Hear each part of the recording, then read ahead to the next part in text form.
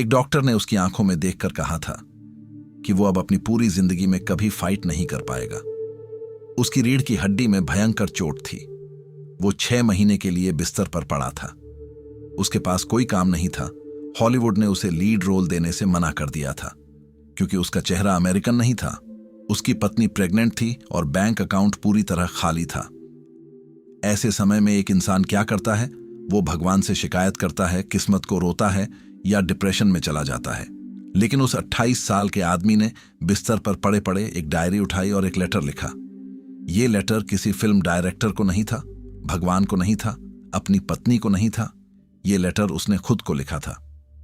मैं Bruce Lee, America का सबसे ज्यादा पैसे कमाने वाला एशियन सुपरस्टार बनूंगा। इसके बदले में मैं अपनी बेस्ट परफॉर्मेंस दूंगा। 1970 से मैं दुनिया भर में नाम कमाऊंगा और 1980 के अंत तक मेरे पास पूरे $10 मिलियन होंगे। मैं अपनी शर्तों पर जीऊंगा और अंदर की खुशी हासिल करूंगा। ध्यान से सुनो, यह कोई ख्याली पुलाव नहीं था। यह एक इंसान का खुद से किया गया एक साइकोलॉजिकल कॉन्ट्रैक्ट था। और आज आप ब्रूस ली को सिर्फ इसलिए नहीं जानते क्योंकि वो बहुत तेज किक मारते थे। आप उन्हें इसलिए जानते हैं क्योंकि उन्होंने अपने शरीर से ज्यादा अपने दिमाग पर काबू पा लिया था। क्या आपको लगता है कि आप ब्रूस ली के बारे में सब जानते हैं? अगर आप सोचते हो कि ब्रूस ली सिर्फ एक मार्शल आर्टिस्ट या एक्शन हीरो थे, तो आज आपके बहुत सारे भ्रम टूटने वाले हैं। आज मैं आपको उस ब्रूस ली से मिलवाने वाला हूं जो दिन भर किताबों में डूबा रहता था, जो खुद की कमियों को एक जासूस की तरह देखता था। दोस्तों, किताब थिंक एंड ग्रो रिच में मैंने एक कमाल की बात पढ़ी। नेपोलियन हिल ने इसे डेफिनेट चीफ एम कहा है। जब आप अपने गोल को एक फिक्स नंबर के साथ लिखते हो तो आपका दिमाग उसे एक टास्क की तरह लेता है।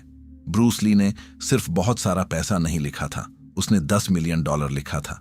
रिसर्च बताती है कि जो लोग अपने गोल को बहुत ही स्पष्ट तरीके से पेपर पर लिखते हैं, उनके सफल होने के चांस 42% ज्यादा होते हैं। ब्रूस ली ने 1969 में ही इस बात को समझ लिया था। अब इसे अपनी लाइफ से रिलेट करके देखो। आप जो चाहते हो, क्या वो आपने कहीं लिखा है या बस दिमाग में एक धुंधला सा सपना है? ब्रूस ली को लगता था कि हमारी छोटी छोटी मानसिक कमजोरियां हमारी 80% एनर्जी चूस लेती हैं।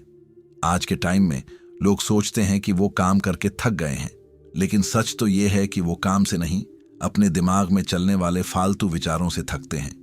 कभी सोचा है क्यों आप दिन भर कुर्सी पर बैठने के बाद भी शाम को ऐसे थक जाते हो जैसे पहाड़ तोड़कर आए हो? देखो, मुझे ऐसा लगता है कि हम सब ने अपने चारों तरफ एक ऐसा पिंजरा बना लिया है जो हमें दिखाई नहीं देता। हम खुद को बताते हैं कि हम सुबह जल्दी नहीं उठ सकते, हम फोन से दूर नहीं रह सकते, हम गुस्सा कंट्रोल नहीं कर सकते। ब्रूस ली ने कहा था कि अगर तुम अपनी फिजिकल या मेंटल कैपेबिलिटी पर कोई लिमिट लगाते हो तो वो लिमिट तुम्हारी पूरी लाइफ में फैल जाएगी। वो तुम्हारे काम में, तुम्हारे व्यवहार में दिखने लगेगी। इंसान की कोई लिमिट नहीं होती। शायद मेरी ये बात तुम्हें अच्छी ना लगे, पर हम सब अपनी कमजोरियों को डिफेंड करने में बहुत माहिर हैं। अगर कोई हमारी गलती बताता है तो हम तुरंत उससे लड़ने लगते हैं। ब्रूस ली ने अपनी एक पर्सनल डायरी में लिखा था कि सबसे खतरनाक इंसान वो नहीं है जो दूसरों को देखता है, बल्कि वो है जो हर पल खुद को देखता है। अपनी कमियों को पहचानना और उन्हें स्वीकार करना बहुत हिम्मत का काम है। ब्रूस ली जब छोटे थे तब वो हांगकांग की सड़कों पर लड़ाई किया करते थे। उनके पिता ने उन्हें मशहूर मास्टर यिप मैन के पास विंग चुन सीखने भेजा। यिप मैन ने ब्रूस ली को बहुत कुछ सिखाया, लेकिन ब्रूस ली की मां के परिवार में कुछ जर्मन खून था। जब विंग चुन स्कूल के बाकी सीनियर छात्रों को यह बात पता चली तो उन्होंने राजनीति शुरू कर दी। उन्होंने यिप मैन पर दबाव डाला कि ब्रूस ली को स्कूल से निकाल दिया जाए क्योंकि वो पूरी तरह से एशियन नहीं है। यहीं से ब्रूस ली को अपनी जिंदगी का सबसे बड़ा सबक मिला। मैंने इस वीडियो के लिए रॉबर्ट ग्रीन की किताब मास्टरी को पढ़ा। मैंने इनसे एक बहुत गहरी बात सीखी। जब एक शिष्य सब कुछ सीख लेता है तो एक दिन उसे अपने मास्टर के बनाए हुए नियमों को तोड़ना ही पड़ता है ताकि वो अपनी खुद की पहचान बना सके। ब्रूस ली ने देखा कि विंग चुन, जो एक बहुत ही बेहतरीन आर्ट है, वो भी अब नियमों और राजनीति का पिंजरा बन चुका है। ब्रूस ली को समझ आ गया कि कोई भी नियम, कोई भी स्टाइल जो समय के साथ खुद को बदल नहीं सकता, वो अंदर से मर चुका है। यहां से जन्म होता है ब्रूस ली की सबसे बड़ी फिलॉसफी का बी वाटर माय फ्रेंड, पानी की तरह बनो। सबने ये लाइन सुनी है, इंटरनेट पर हर जगह ये कोट्स में लिखी होती है, लेकिन इसका असली मतलब क्या है? आपको ये समझने की जरूरत है कि ब्रूस ली आपको सिर्फ मोटिवेट नहीं कर रहे थे, वो एक बहुत बड़ी मनोवैज्ञानिक सच्चाई बता रहे थे। तुमको लगता है कि पत्थर बहुत मजबूत होता है, लेकिन पत्थर कठोर होता है। अगर उस पर जोर से हथौड़ा मारा जाए तो वो टूट जाता है। पानी पर आप हथौड़ा मारो, तलवार मारो, गोली चलाओ, पानी को कोई फर्क नहीं पड़ता। पानी हर चीज के हिसाब से अपना आकार बदल लेता है। आज की डेट में मनोवैज्ञानिक इसे साइकोलॉजिकल फ्लेक्सिबिलिटी कहते हैं। जब इंसान की जिंदगी में कोई बहुत बड़ा दुख आता है, कोई बहुत बड़ा फेलियर आता है, तो इंसान अंदर से पत्थर की तरह कठोर हो जाता है। वो डरने लगता है, वो नई चीजों को अपनाने से मना कर देता है। ब्रूस ली कह रहे थे कि अगर तुम पत्थर बनोगे तो जिंदगी तुम्हें तोड़ देगी, तुम्हें पानी बनना होगा। जो भी परिस्थिति आए उसके हिसाब से ढल जाओ, लेकिन अपना रास्ता बनाते रहो। खुद सोचो, क्या तुम पानी की तरह हो, या तुमने अपने अंदर इतनी कठोरता भर ली है कि जरा सी असफलता तुम्हें तोड़ कर रख देती है? अब मैं तुम्हें वो बात बताने जा रहा हूं जो ब्रूस ली को बाकी सभी एक्शन हीरो से अलग बनाती है। ब्रूस ली सिर्फ जिम में पसीना नहीं बहाते थे, उनके घर में 2000 से ज्यादा किताबों की एक पर्सनल लाइब्रेरी थी। वो दिन रात किताबें पढ़ते थे। उन्होंने ताओ ते चिंग पढ़ी, जहां से उन्होंने बिना जोर लगाए काम करने का तरीका वू वेई सीखा। उन्होंने द आर्ट ऑफ वॉर पढ़ी, जिसका इस्तेमाल उन्होंने हॉलीवुड के डायरेक्टर और प्रोड्यूसर के साथ डील करने में किया। उन्होंने Zen in the art of archery पढ़ी। वो अपनी हर किताब के पन्नों पर पेन से अपने विचार लिखते थे। मैं ऐसा इसलिए कह रहा हूं क्योंकि हम अक्सर सोचते हैं कि जो इंसान शरीर से मजबूत है उसे दिमाग की क्या जरूरत है, लेकिन ब्रूस ली ने अपना पूरा माइंडसेट किताबों से बनाया था। जब बाकी एक्टर पार्टियों में जा रहे थे, तब ब्रूस ली कोने में बैठकर फिलॉसफी पढ़ रहे थे।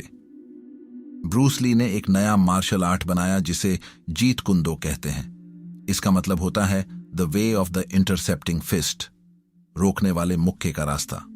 लेकिन यह सिर्फ लड़ने का तरीका नहीं था, यह सोचने का तरीका था। इसका सीधा सा नियम है, परेशानी के आने का इंतजार मत करो, जब परेशानी बन रही हो उसे तभी खत्म कर दो। किताब थिंकिंग इन बेट्स में एनी ड्यूक बताती हैं कि इंसान को हमेशा इमोशनल होने से पहले फैसले लेने चाहिए। ब्रूस ली यही कहते थे, जब कोई आप पर हमला करे तब बचाव मत करो, जब वो हमला करने की सोच रहा हो तभी आप उस पर हावी हो जाओ। इसे अपनी आम जिंदगी में लगाकर देखो। आप कोई काम कल पर टालते हो, कल वो काम और बड़ा हो जाता है, फिर आपको डर लगने लगता है। ब्रूस ली कह रहे हैं कि उस टालने वाले विचार को दिमाग में आते ही खत्म कर दो। सबसे अच्छा बचाव तुरंत किया गया काम है। जो इंसान पहले काम करता है, पहले फैसला लेता है, वो हमेशा जीतता है। आपको क्या करना है? अगली बार जब दिमाग कहे कि ये काम कल करेंगे, तो उस विचार को बीच में ही काट दो और तुरंत वो काम शुरू कर दो। यही जीत कुंदो है। देखो, जब हॉलीवुड ने ब्रूस ली को काम देने से मना कर दिया क्योंकि उनका चेहरा अमेरिकन नहीं था, तो ब्रूस ली ने क्या किया? क्या वो धरने पर बैठ गए? क्या वो सोशल मीडिया पर अगर उस टाइम होता तो रोते? नहीं, ब्रूस ली ने इस रुकावट को अपनी सबसे बड़ी ताकत बना लिया। वो अमेरिका छोड़कर हांगकांग आ गए। वहां उन्होंने बहुत ही कम पैसों में फिल्में बनानी शुरू की। उन्होंने अपनी फिल्मों में ऐसी एक्शन कोरियोग्राफी की जो दुनिया ने पहले कभी नहीं देखी थी। उनकी फिल्म एंटर द ड्रैगन सिर्फ $8,50,000 के बहुत ही छोटे बजट में बनी थी। और आपको पता है उस फिल्म ने कितने पैसे कमाए? $400 मिलियन से भी ज्यादा। जिन लोगों ने ब्रूस ली को रिजेक्ट किया था, उन्होंने असल में ब्रूस ली को रोका नहीं, बल्कि उन्हें सही दिशा दिखा दी। हमारी जिंदगी में भी जब रास्ते बंद होते हैं तो हम रोने लगते हैं, हम शिकायत करते हैं। लेकिन सच यह है कि कई बार एक बंद दरवाजा ही आपको उस रास्ते पर धकेलता है जहां आपको असल में होना चाहिए। जिन रुकावटों को आप अपनी बदनसीबी समझते हो, वो असल में आपके लिए एक बहुत बड़ा मौका होती है। सबसे पहले ये जान लो कि ब्रूस ली बहुत ज्यादा आत्मनिरीक्षण यानी सेल्फ रिफ्लेक्शन करने वाले इंसान थे। वो अपनी जेब में 2x3 इंच का एक छोटा सा नोटपैड हमेशा रखते थे। शूटिंग के बीच में जब बहुत शोर होता था, तब ब्रूस ली किसी शांत कोने में जाकर उस नोटपैड में अपने विचार लिखते थे। उन्होंने इन माई ओन प्रोसेस नाम से खुद के लिए लेटर की एक सीरीज लिखी। उन्होंने इसके 9 ड्राफ्ट लिखे थे। एक बार सोच कर देखो, एक इंसान जो दुनिया का सबसे बड़ा स्टार बन चुका है, वो खुद को जानने के लिए एक ही लेटर को 9 बार लिख रहा है, उसे बार बार सुधार रहा है। क्यों? क्योंकि ब्रूस ली को विफलता से डर नहीं लगता था। उन्हें इस बात से डर लगता था कि वो कहीं खुद से झूठ बोलना ना शुरू कर दें। उन्हें डर था कि पैसा और शोहरत उनके दिमाग को सुन्न ना कर दें। उनके तीसरे ड्राफ्ट में उन्होंने लिखा कि लोग अनजान चीजों से बहुत डरते हैं। जब कुछ नया होता है तो लोग डर के मारे अपने चारों तरफ मान्यताओं और पुरानी बातों का एक सुरक्षित पिंजरा बना लेते हैं और पूरी जिंदगी उसी में कैद रहते हैं। ब्रूस ली का मानना था कि इंसान को अनजान चीजों से, अनिश्चितता से बिल्कुल भी घबराना नहीं चाहिए। मैंने ये नोटिस किया है कि आज के समय में लोग अपनी कमियों को छिपाने के लिए दूसरों की नकल करने लगते हैं। वो वैसा बोलना चाहते हैं, वैसा दिखना चाहते हैं जैसा इंटरनेट पर उन्हें दिखाया जाता है। ब्रूस ली ने अपनी मौत से कुछ समय पहले जो आखिरी नोट लिखा था वो बहुत ही गहरा है। उन्होंने लिखा था, जहां कुछ लोगों के पास अपना खुद का अस्तित्व होता है, वहीं ज्यादातर लोगों के पास सिर्फ बचाव होता है। इस एक लाइन में बहुत बड़ा अर्थ छिपा है। ज्यादातर लोग खुद से भाग रहे हैं। वो खुद को जानने से कतराते हैं। वो अपने खालीपन को भरने के लिए बस दूसरों की नकल करते हैं या चीजों में ध्यान भटकाते हैं। दोस्तों, ब्रूस ली की कहानी का अंत बहुत ही अजीब और सोचने पर मजबूर करने वाला है। जिस फिल्म एंटर द ड्रैगन के लिए उन्होंने अपनी पूरी जान लगा दी थी, जिस फिल्म ने उन्हें दुनिया का सबसे बड़ा आइकॉन बनाया, वो उस फिल्म को कभी रिलीज होते हुए नहीं देख पाए। जुलाई 1973 में फिल्म के प्रीमियर से सिर्फ 1 महीने पहले ब्रूस ली की अचानक मौत हो गई। सिर में दर्द की वजह से उन्होंने एक पेन किलर ली और वो सोने गए, जिसके बाद वो कभी नहीं उठे। ब्रेन स्वेलिंग की वजह से सिर्फ 32 साल की उम्र में उनका निधन हो गया। यहां एक बहुत बड़ा विरोधाभास है। जिस इंसान ने अपना पूरा जीवन खुद को जानने, खुद पर विजय पाने में लगा दिया, वो अपनी सबसे बड़ी बाहरी सफलता को देख ही नहीं पाया। तो इससे हमें क्या सीखना चाहिए? ब्रूस ली ने एक बार कहा था कि उनका लक्ष्य कभी भी बहुत बड़ा स्टार बनना नहीं था। उनका लक्ष्य खुद को पूरी तरह से जानना, सेल्फ एक्चुअलाइजेशन था। मशहूर साइकाइट्रिस्ट विक्टर फ्रैंकल ने अपनी किताब मैन्स सर्च फॉर मीनिंग में लिखा है, सफलता के पीछे मत भागो। तुम जितना इसके पीछे भागोगे, ये उतना ही तुमसे दूर जाएगी। सफलता कोई ऐसी चीज नहीं है जिसे हासिल किया जा सके। ये तो बस आपके काम और समर्पण का एक बाय प्रोडक्ट होती है। ब्रूस ली का मकसद सिर्फ स्टार बनना नहीं था। उनका मकसद खुद के बेस्ट वर्जन को दुनिया के सामने लाना था। और वो स्टारडम, वो तो बस उनके उस अटूट फोकस का एक बाय प्रोडक्ट था। अगर आप सिर्फ आखिरी नतीजे या फल के लिए जी रहे हो, तो शायद आप जिंदगी को जी ही नहीं रहे हो, क्योंकि कल क्या होगा ये किसी को नहीं पता। अगर आपको पता हो कि आपके पास जिंदगी के सिर्फ 4 साल बचे हैं, तो क्या आप वो काम करेंगे जो आप आज कर रहे हैं? क्या आप तब भी दूसरों को खुश करने के लिए अपनी जिंदगी बर्बाद करेंगे? ब्रूस ली ने अपना काम पूरा किया, अपनी कला को दुनिया तक पहुंचाया, भले ही वो उसका फल देखने के लिए नहीं रुके। बहुत से लोग अपनी जिंदगी का मास्टरपीस, सबसे बेहतरीन काम कभी शुरू ही नहीं करते, क्योंकि वो सही समय का इंतजार करते हैं। याद रखो, जिंदगी में परेशानियां कभी खत्म नहीं होंगी। ब्रूस ली का मानना था कि एक आसान जिंदगी के लिए प्रार्थना मत करो, बल्कि एक मुश्किल जिंदगी को बर्दाश्त करने की ताकत के लिए प्रार्थना करो। अगर आप ब्रूस ली की तरह एक अटूट आत्मविश्वास चाहते हो, तो वो सिर्फ मोटिवेशनल वीडियो देखने से नहीं आएगा। वो आएगा रोज काम करने से, खुद की कमियों को एक्सेप्ट करने से और पानी की तरह हर स्थिति में खुद को ढाल लेने से। अगर ये वीडियो आपके दिमाग में एक छोटी सी भी चिंगारी जगा पाई है, तो इस विचार को बुझने मत देना, इसे अपनी जिंदगी में उतारना और कमेंट में लिखकर बताओ कि अगर तुम्हें अपनी जिंदगी की सिर्फ एक आदत बदलने का मौका मिले, तो वो क्या होगी? वो एक चीज कौन सी है जो अंदर ही अंदर तुम्हारी एनर्जी खा रही है? आज से खुद को एक नए नजरिए से देखना शुरू करो। अपनी उन छोटी छोटी कमियों को पहचानो जिन्हें तुम अक्सर नजरअंदाज कर देते हो।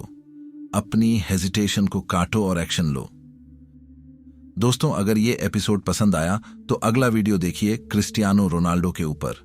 जानिए कैसे हारने का खौफ आपकी सबसे बड़ी ताकत बन सकता है। स्क्रीन पर आ रहे वीडियो पर अभी क्लिक करो और जानो उस साइकोलॉजिकल शिफ्ट के बारे में जो आपको कभी रुकने नहीं देगा। मिलते हैं ऐसी ही एक और लाइफ चेंजिंग, प्रैक्टिकल और पावरफुल वीडियो के साथ।